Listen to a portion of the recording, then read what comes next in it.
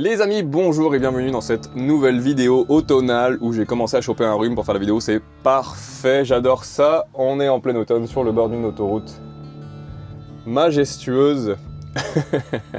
Il fait présentement -2 dehors, mais voilà, je suis au chaud pour faire la vidéo cette fois-ci, donc ça c'est plutôt plaisant. Et la vidéo va porter sur la transmission manuelle Eaton Fuller, puisque mon camion est doté d'une transmission manuelle. Et je voulais prendre le temps en fait de vous montrer un peu comment cette transmission fonctionne. Alors oui, forcément, il y a des multiples vidéos déjà sur YouTube, un petit peu partout, mais chacun a sa façon d'expliquer et chacun a sa façon de conduire. Donc je voulais vous partager la mienne, même si c'est pas la meilleure, mais au moins je voulais faire une petite vidéo là-dessus.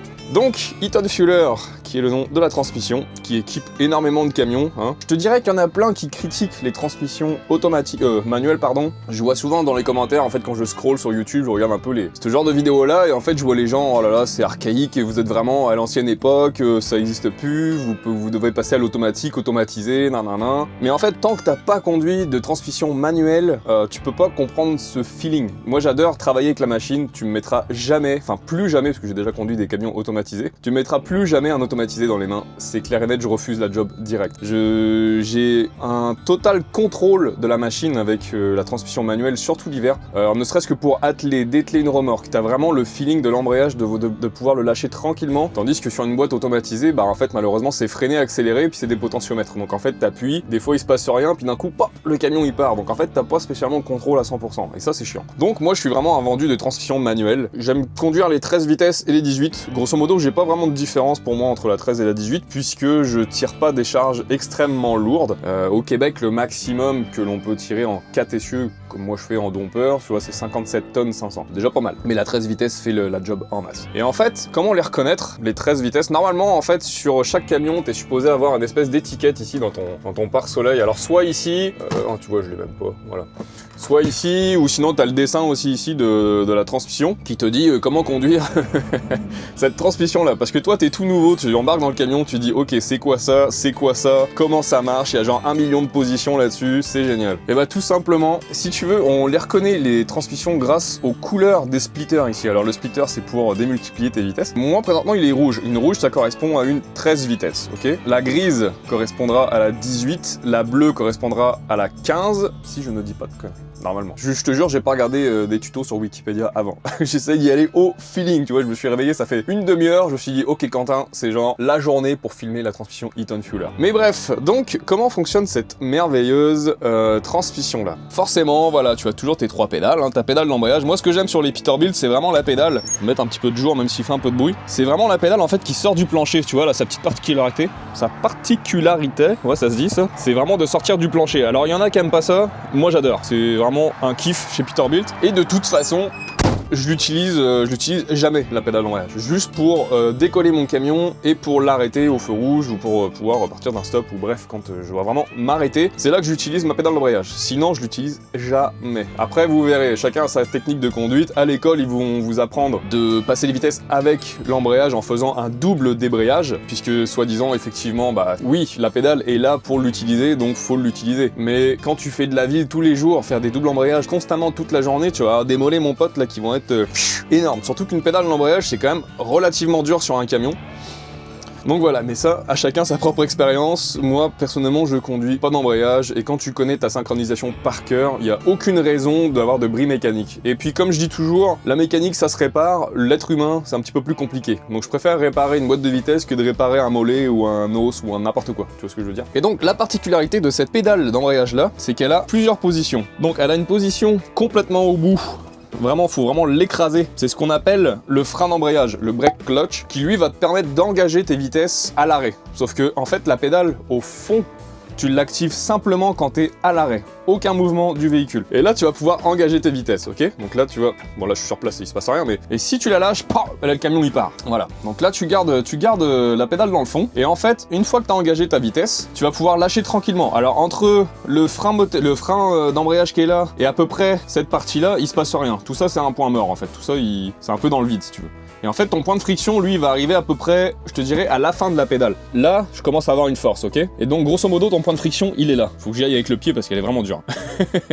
Donc, ton point de friction, tu vois, il est là. Et donc, bah, c'est vraiment comme tout, hein. C'est pour ceux qui ont déjà conduit des motos, t'as un point de friction. Pour ta voiture manuelle, c'est pareil, t'as un point de friction. Donc, voilà. Donc, ton point de friction, il est là. Donc, dès que tu commences à le lâcher tranquillement, hop, le camion, lui, ce qu'il va faire, c'est qu'il va partir. Voilà, il va pouvoir avancer. Donc, grosso modo, quand tu fais ton double débrayage, faut jamais aller écraser la pédale. Jamais, jamais, jamais, puisque c'est ton frein d'embrayage qui te sert absolument à décoller ton camion juste à l'arrêt, complètement à l'arrêt. Donc, en fait, quand tu fais ton double débrayage, tu vas aller chercher ton point, tac, tac. Pas plus loin, ça sert à rien. Et donc, ici, en fait, ce petit point mort là, tu vois, ici, il se passe rien, en fait.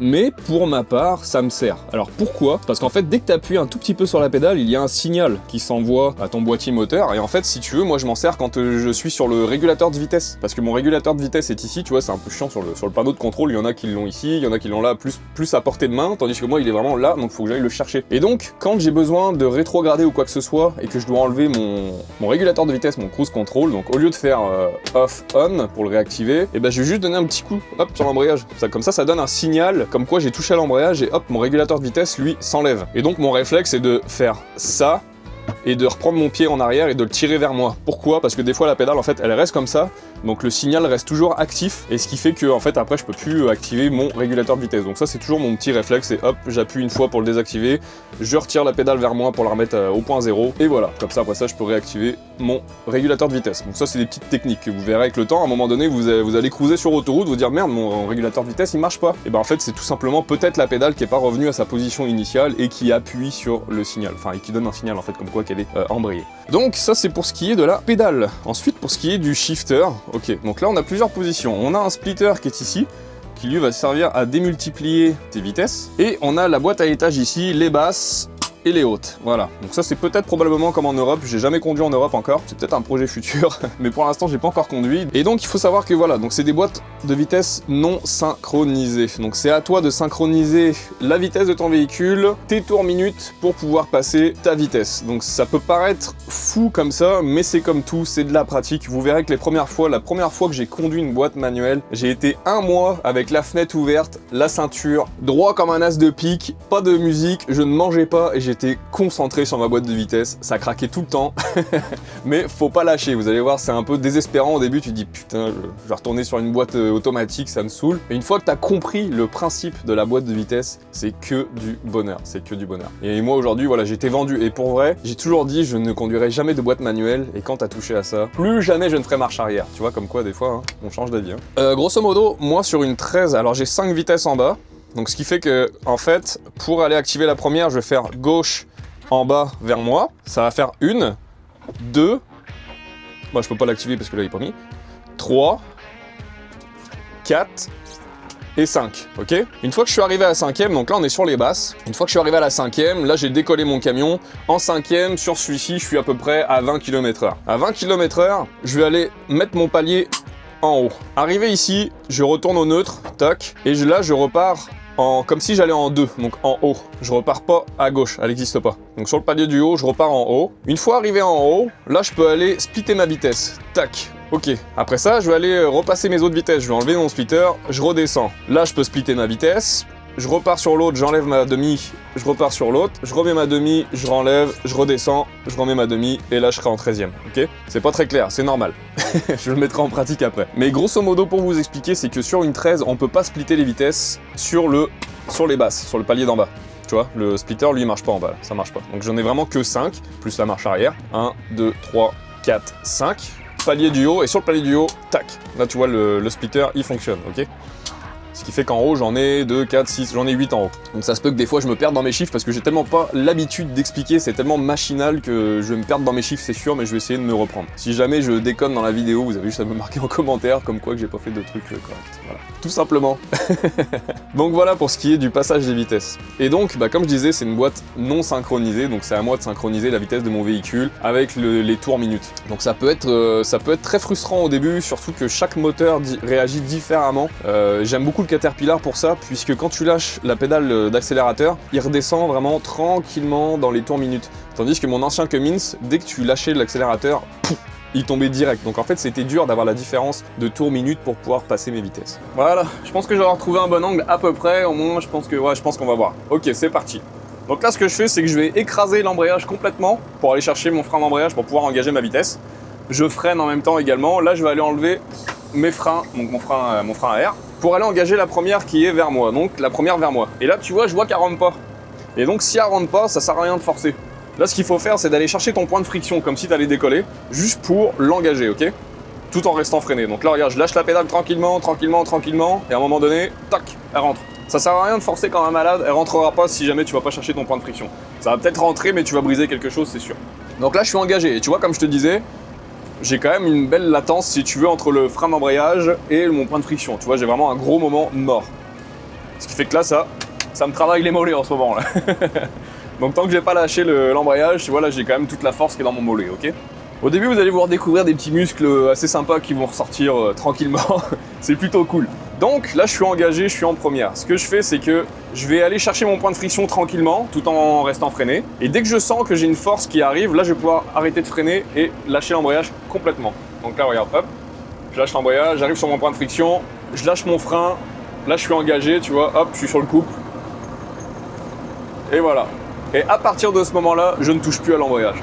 Et donc, pour faire mon mouvement en fait de tic-tac, parce que c'est ce qu'ils t'apprennent à l'école de dire tic-tac pour ton double embrayage, parce que normalement tu fais, là je serai en première, il faudrait que je fasse un coup d'embrayage neutre, un autre coup d'embrayage deuxième. Sauf que moi ce que je fais, c'est regarde, je monte mes vitesses sur les basses. Là je vais monter à 1400, neutre, deuxième. Voilà, tu vois, ça rentre tout seul. Ça passe très très bien, j'ai aucune force, j'entends pas de bruit dans la transmission. C'est très très doux. Là, je suis en deuxième, je vais passer en troisième, même chose. Là, je monte à 14. Tic, tac. Voilà. Après, moi, je suis un mouvement de... Tu sais, je suis vraiment le mouvement de la décomposition. Mais tu pourrais jouer avec les tours minutes, le regarder, puis faire comme une voiture, en fait, si tu veux y aller doucement. Mais moi, j'aime bien faire mon petit mouvement de décomposition. Là, je suis en 3, je vais passer en 4. Pareil, tic, tac. Voilà. Aussi simple que ça. On va passer en 5, pareil, tic, tac, voilà. Donc là, je vais arriver sur autoroute, donc j'aurai pas le choix de clencher, ok? Là, je suis sur le palier du bas, sur les basses. On va monter sur le palier du haut. Donc là, j'accélère, je mets mon palier en haut, je repars comme si j'allais en deuxième. Voilà. Et c'est parti. Là, j'accélère, je vais monter à 1400, je vais mettre ma demi en avant, lâcher l'accélérateur, reprendre l'accélérateur. Ma vitesse est passée. J'enlève mon splitter, je repars vers moi. Ma vitesse est passée. Je remets le splitter en avant, je lâche l'accélérateur, ma vitesse passe. Là, j'accélère à 1500 tours. J'enlève mon splitter, je passe ma vitesse. Je vais m'insérer sur l'autoroute tranquillement. Voilà. Mettre les warnings parce que je suis à 60. Là, je tire ça jusqu'à 1500 tours. Je vais pouvoir splitter ma vitesse. Je mets le splitter en avant. Je lâche l'accélérateur, je reprends tranquillement. Voilà, elle est passée. Et là, je vais aller passer le dernier palier, donc la 12e et la 13e. J'enlève mon splitter à 1500 tours. Hop. Je la descends. Et voilà. Là, je peux enlever mon warning. Je suis à 80, c'est bon. Et là, je le laisse monter jusqu'à 98 km/h à peu près avant de passer ma 13e vitesse. Là, je le tire jusqu'à 1500 tours. Voilà. Là, je mets le splitter en avant. Je lâche l'accélérateur, je reprends l'accélérateur. Là, je suis en 13e, je peux plus passer d'autres vitesses. Bon, je le mets en pratique. Côté explication, je suis pas foufou. C'est pas évident à expliquer quelque chose que tu travailles depuis longtemps, mais que tu n'as jamais eu l'idée de te dire oh, attends, faut que j'explique comment ça marche.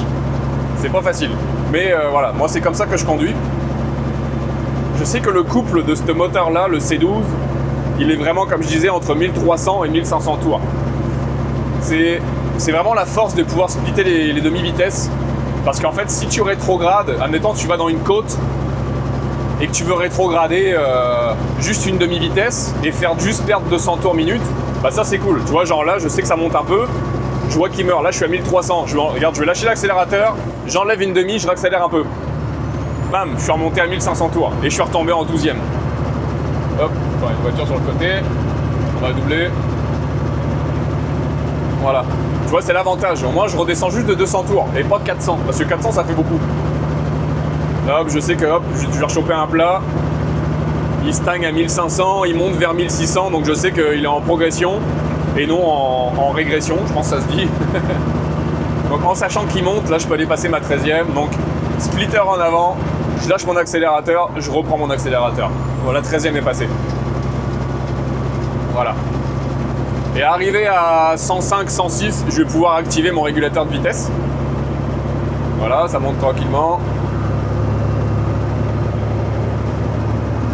On va le laisser monter. Là, je suis dans une descente, c'est nickel. Voilà. Comme ça, je touche plus aux pédales. Là, j'ai activé mon régulateur de vitesse. Et comme je disais tout à l'heure, si j'arrive à l'approche d'une côte ou si je sais que je dois freiner, entre guillemets, ben là, pour le désactiver, j'ai juste à appuyer un tout petit peu sur la pédale pour y donner le signal. Au lieu d'aller faire ça à chaque fois avec les mains, puis tu es souvent occupé avec la boîte de vitesse. Donc, tac, je donne un petit coup sur l'embrayage.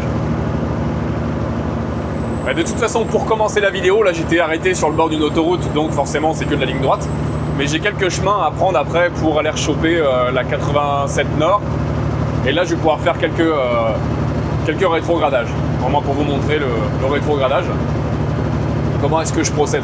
Parce que c'est pareil, pour le rétrogradage, normalement il faudrait que tu fasses le fameux tic-tac. Mais j'utilise toujours pas l'embrayage même pour rétrograder.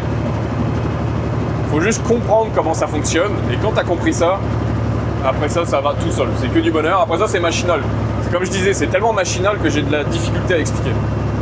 C'est malade. Là, tu vois, je vois que je suis sur un faux plat. Et comme je suis chargé, forcément, ça réagit pas pareil.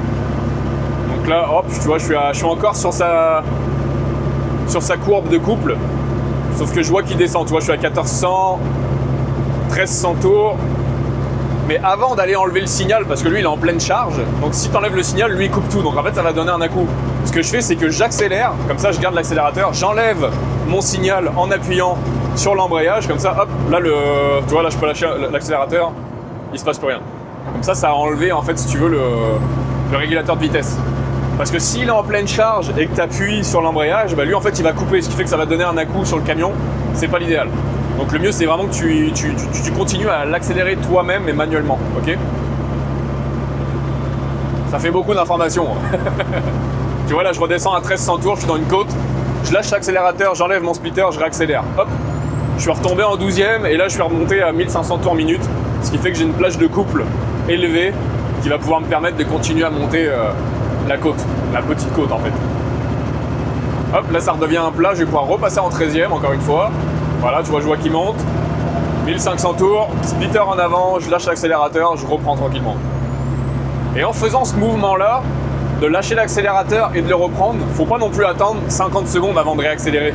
Parce que sinon, après ça, lui, il va être perdu dans ses vitesses, puis tu vas entendre une espèce de grésillement en fait dans ta boîte de vitesse, grosso modo, ça va être ça. Et il va se perdre. Il va s'activer pareil, mais il va se perdre. Ce qui fait qu'il faut pas non plus laisser une latence trop élevée entre ton passage de vitesse ou ta rétrogradation. Ton rétrogradage. Ta rétrogradation, ça doit se dire. Il y a des mots, des fois je cherche, c'est le matin, je viens de me lever, c'est pas si longtemps. Voilà. Donc là, au lieu de continuer à accélérer comme un débile, je peux aller réactiver mon régulateur de vitesse qui va aller travailler pour moi, tu vois. Donc comme ça, je touche plus à rien. Je le laisse travailler. Si je vois qu'il descend trop, je vais refaire exactement la même manipulation. Je vais aller le réaccélérer manuellement, enlever mon régulateur de vitesse avec le pied, rétrograder une demi-vitesse, parce que là, c'est pas des côtes très prononcées ici, donc ça, c'est plutôt cool. Donc, j'ai pas non plus à jouer toutes les 5 minutes avec les vitesses. Après, certains vont penser que c'est chiant. Ah, tu rétrogrades tout le temps, t'accélères, tu rétrogrades. Mais déjà, quand on fait pas grand-chose en camion, on est toujours assis à conduire. Bah, après, c'est physique, psychologique, c'est vraiment une charge mentale énorme. Mais si tu veux de conduire une batte manuelle, bah en fait tu es toujours en activité avec ta machine. Et moi j'adore ça, personnellement j'adore ça.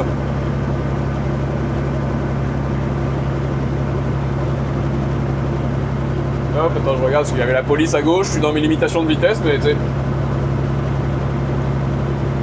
Voilà, là tu vois que je vois qu'il meurt un petit peu, mais ça redevient sur une descente. Ça retombe sur une descente là, donc tu vois, il va reprendre sa vitesse tranquillou.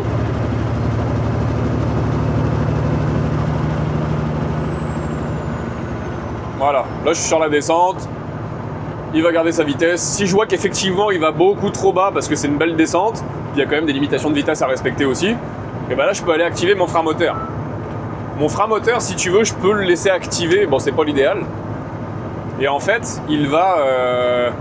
lui, ce camion-là, il est programmé, admettons, à 115 km/h, il va s'activer automatiquement si le régulateur de vitesse est mis. Okay, à 115 km/h, mon frein moteur va s'activer, et à 110, il va se désactiver. En fait, il va garder une plage de vitesse. Tu vois, regarde. 115 km/h, hop, il s'est activé tout seul. Donc là, il va mettre son Jacob, il va le freiner un petit peu, et à 110, entre guillemets, il désactive. Voilà, tu vois, en fait, là, je l'ai mis vraiment en pilotage automatique. Clairement, c'est ça, là.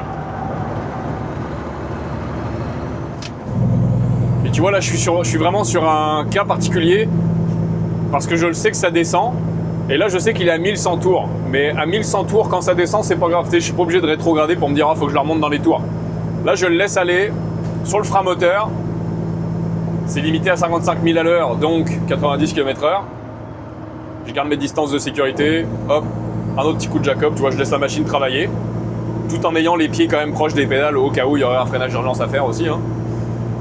Voilà.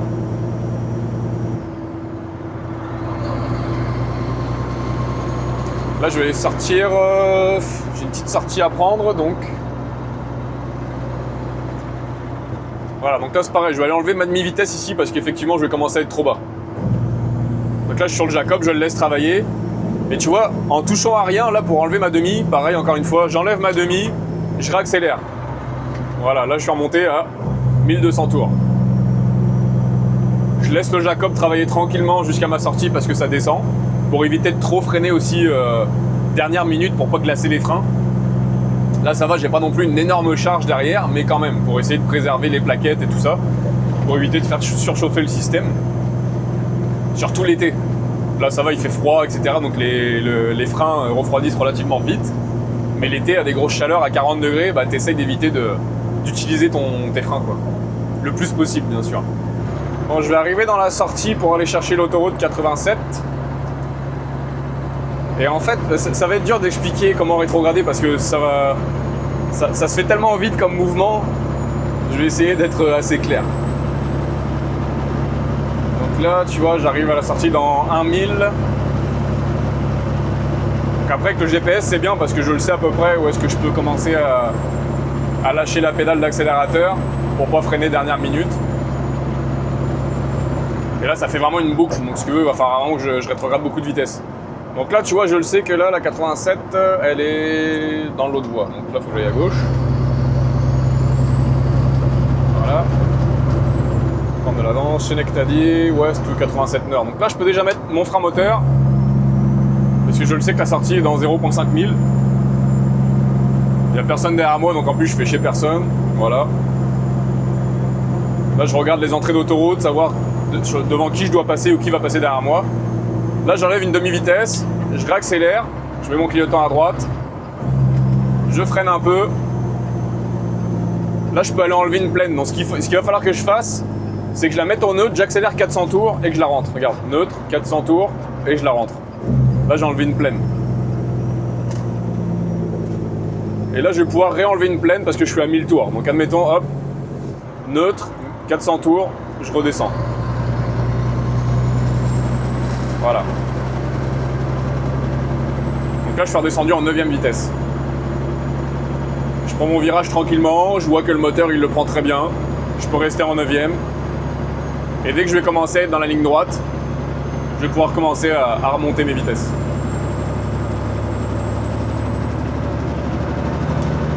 Hop, 1500 tours, j'en mets ma demi. J'oublie pas d'enlever mon frein moteur surtout. Voilà. Insertion sur autoroute, enlève ma demi, on repart en 10.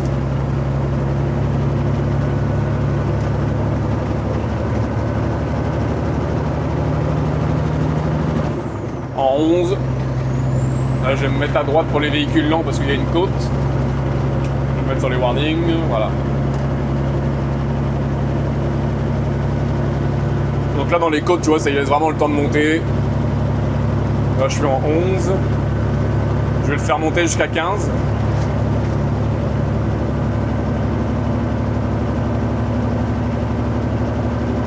Voire 16 parce que là la côte va commencer à être prononcée pas mal. Et tu vois, je vois que la côte elle commence à prendre du pourcentage en angle, ce qui fait que je sais très bien que là mes tours minutes vont redescendre. Donc là tu vois, je suis à 1300 tours, je vais lâcher l'accélérateur, je vais enlever ma demi, je réaccélère, hop, je remonte à 1500 tours pour retomber en 10e vitesse. Là je vais aller réenlever une demi-vitesse pour retomber en 9e. Là, j'active ma demi vers l'avant, je lâche l'accélérateur, j'accélère un petit coup pour remonter 200 tours minute et je la redescends. Ouais, moi, quand je fais mes 200 tours ou mes 400 tours de différence, je la mets au neutre, je donne un coup d'accélérateur parce que je connais ma machine maintenant, alors je sais combien de RPM je gagne. Et là, je peux rétrograder. Parce que normalement, il faut que tu la mettes au neutre, que tu accélères progressivement, que tu ailles chercher ton 200 tours. Mais le problème, c'est que cette période, ce laps de temps perdu là, bah en fait, lui, ton camion, il va continuer à ralentir. Ce qui fait qu'en continuant à ralentir, et bah là, il va falloir que tu augmentes de plus en plus tes RPM. Au lieu de ce saut de 200, ça va être 300, ça va être 400, ça va être 500. Après ça va être beaucoup trop. Il va falloir que tu rétrogrades une pleine, tu n'auras pas le choix. Voilà, là, je peux enlever mes warnings, je suis à peu près à 80, il y a 3 voies, il n'y a personne. Impeccable. Là je suis en 11e, on va repasser en 12e parce qu'il va le prendre. J'enlève mon splitter vers moi. 12e. Tu vois, ça rentre fluide. Hein.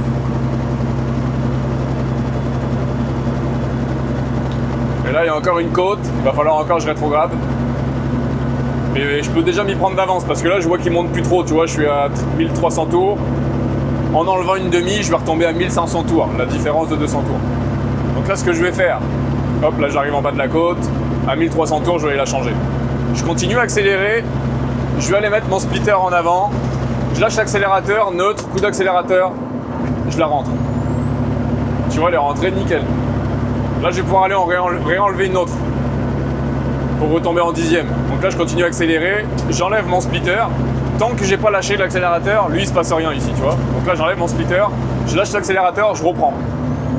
Je suis en 10e, je vais pouvoir remettre mes warnings aussi.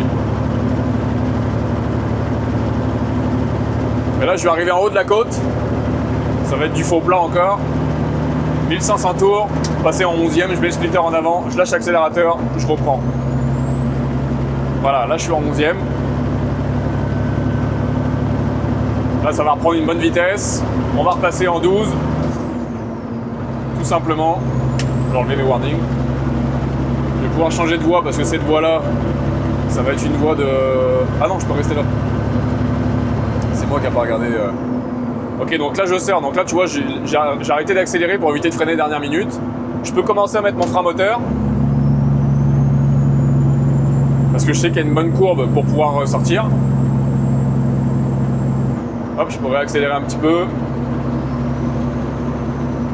Voilà, tu vois, je peux déjà regarder le degré de ma courbe sur mon GPS.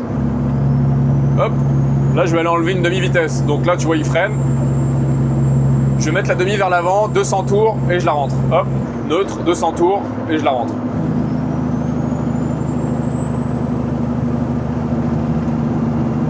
Là, je peux freiner un peu pour pas arriver trop vite dans la courbe. Et en restant à cette vitesse-là, hop, il la prend. N'oublie pas d'enlever mon frein moteur. Et puis là, je cruise jusqu'au Canada. Il me reste 3 heures de route. Donc là, je le tire un peu, 1500, 1550. Il y a une petite côte. Hop. 12e, voilà. Frein moteur pour la courbe. Un petit coup de frein.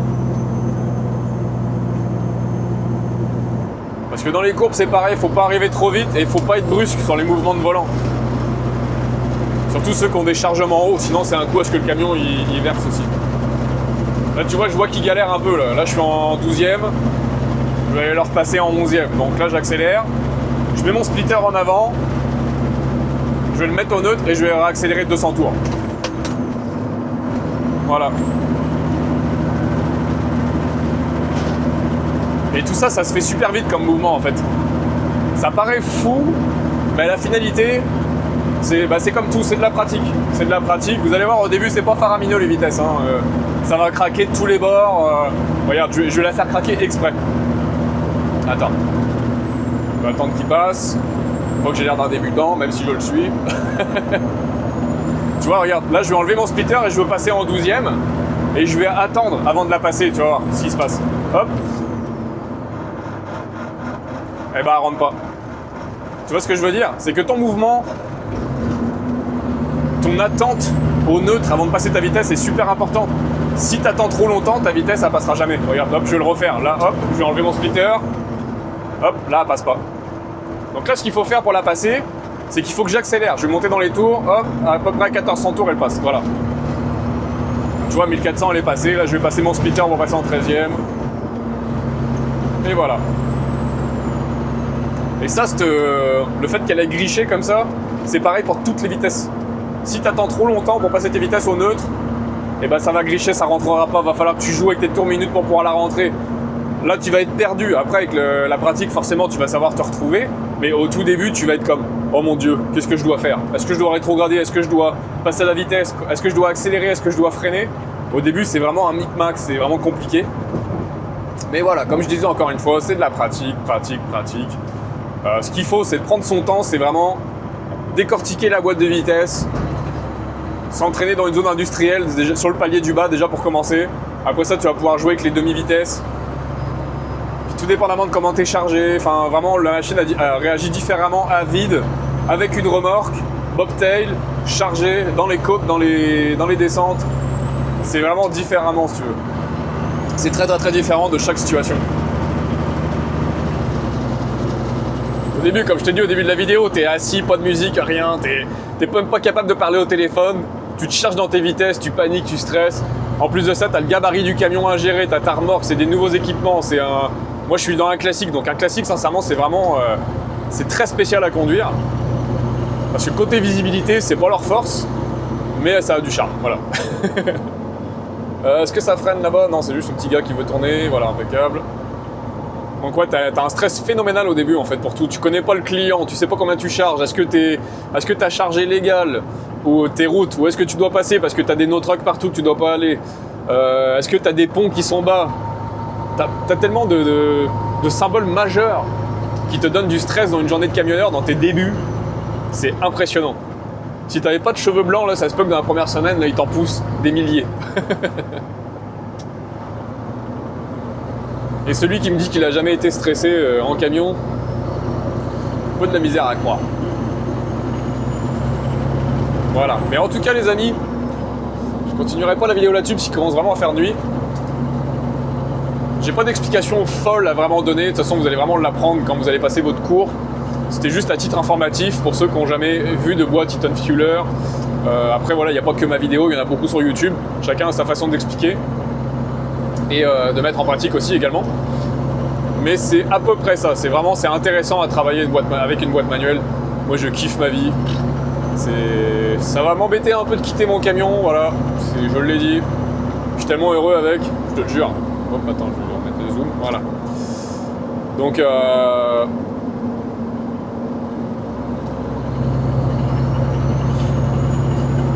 voilà les amis, c'était ça, le passage des vitesses.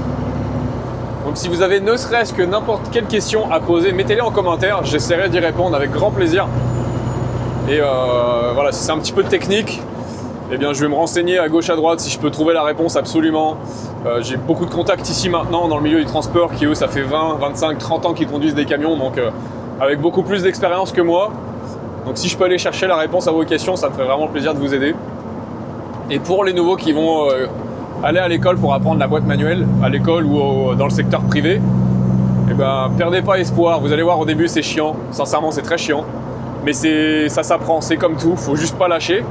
Et tous les soirs, faut réviser la boîte de vitesse. Il y a plein de vidéos surtout sur la construction de la boîte Eaton Fueler, comment c'est fait. C'est super intéressant à comprendre comment ça fonctionne.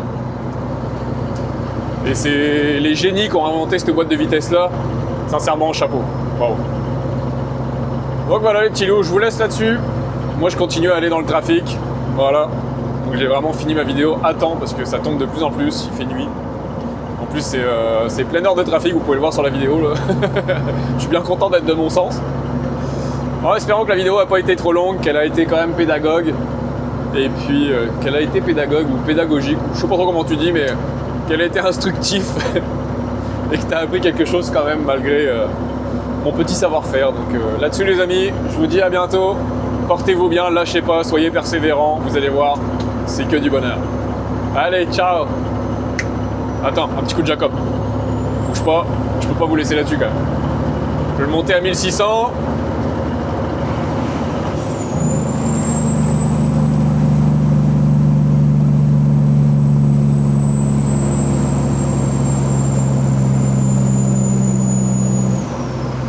Là, on est d'accord. Allez, ciao, ciao.